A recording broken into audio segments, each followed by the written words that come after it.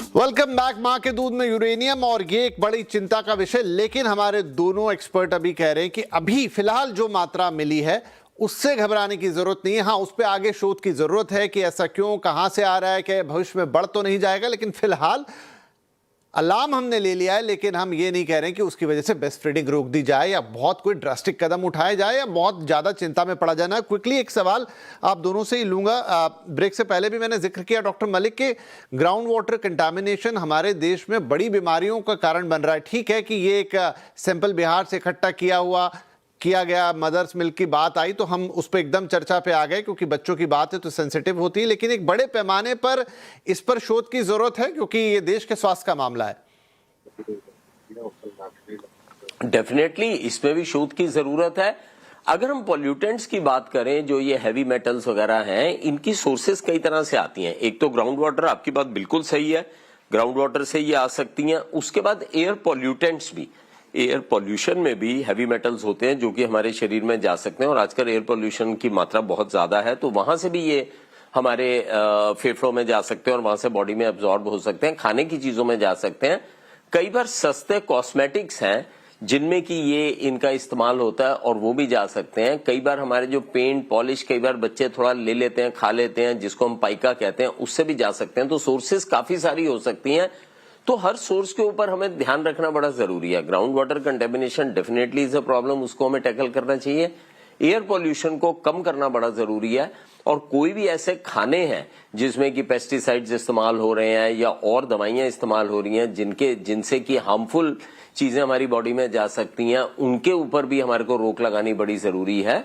और जितने भी सस्ते कॉस्मेटिक्स हैं या कोई इस तरह की दवाइयां भी कुछ इस तरह की अगर मिलती हैं जिनमें कि हैवी मेटल्स पाए जाते हैं, उनका भी बैन होना बड़ा जरूरी है। तो ये मल्टीपल सोर्स के ऊपर अटैक करना पड़ेगा, ये मल्टीप्रोंग अप्रोच हमारे को रखनी पड़ेगी, ताकि हमारे शरीर में जो भी चीज जा रही है वो हेल्दी चीज जाए और कोई भी ऐसी चीज ना जाए which is not for human consumption. Right doctor Ashok, मैं बिल्कुल इत्तेफाक रखूंगा डॉक्टर मलिक की बात से। हवा, पानी और भोजन, यही तीन प्रमुख चीजें जो हमारे अंदर जाती हैं।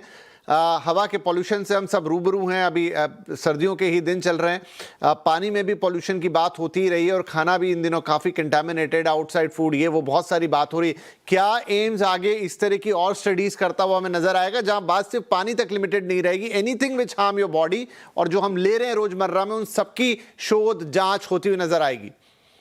विपिन जी, आपको पता है एम्स तो लीडिंग इंस्टीट्यूट है मेडिकल रिसर्च में, जहाँ पे हमारे doctor scientist day night hard work करते हैं और बहुत अच्छी अच्छी स्टडीज ऑलवेज एम्स के रिसर्चर्स और क्लिनिशियंस पब्लिश करते रहते हैं। और डेफिनेटली इस एरिया में भी हमारी एम्स की टीम्स, क्लिनिशियंस मिलके और दूसरे इंस्टीट्यूट का कोलैबोरेट करके इस दिशा में आगे बढ़ेंगे। और ये एक नीड ऑफ आवर है, हमें इसकी तरफ ज़्यादा ध्यान देना पड़ेगा, जैसे डॉक्टर रवि जी ने बोला। और रिसर्च का फायदा ये कोई पैनिक करने का नहीं है, एक अवेयरनेस प्रोग्राम है। एटलीस्ट हम ये पता लगा तो हम लोग डिस्कस कर रहे हैं इस चीज़ पे।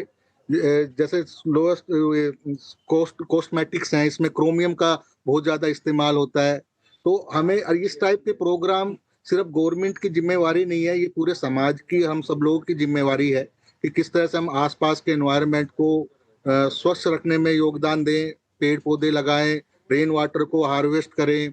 और इस तरह से हम मिलके अगर इस प्रॉब्लम के अगेंस्ट फाइट करेंगे तो डेफिनेटली वी विल विन। और एम्स तो हमेशा इसमें अग्रणी है और आगे भी इस तरह से कंट्रीब्यूट करता है। पूरी बातचीत का पर्पस भी ये था कि लोगों को ऐसी चीजों के बारे में जब जागरूकता होगी तो अवेयर होते हैं अपने स्वास्थ्य के बारे में भी और अपने आसपास के एनवायरनमेंट के बारे में भी, ताकि उन्हें फर्स्ट हैंड एक इंफॉर्मेशन हो और कोई मिसलीडिंग इंफॉर्मेशन ना जाए। जैसा आप लोगों ने कहा कि अभी ये स्टडी हुई है, घबराने की जरूरत नहीं है। ब्रेस्ट फीडिंग अपने आप में एक बहुत ही उत्तम चीज़ है जो होती रहेगी, डॉक्टर साहब ने भी अभी कहा।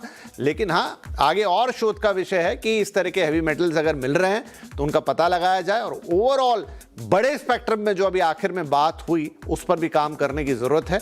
और आप और हम सब जब इस पर जागरूक रहेंगे तो जरूर इस पर बातें आगे बढ़ेंगी, क्योंकि आपके और हमारे स्वास्थ्य का सवाल है। बहुत बहुत धन्यवाद डॉक्टर अशोक, डॉक्टर मलिक, आप दोनों का ही इस बहुत ही उपयोगी चर्चा के लिए। नमस्कार।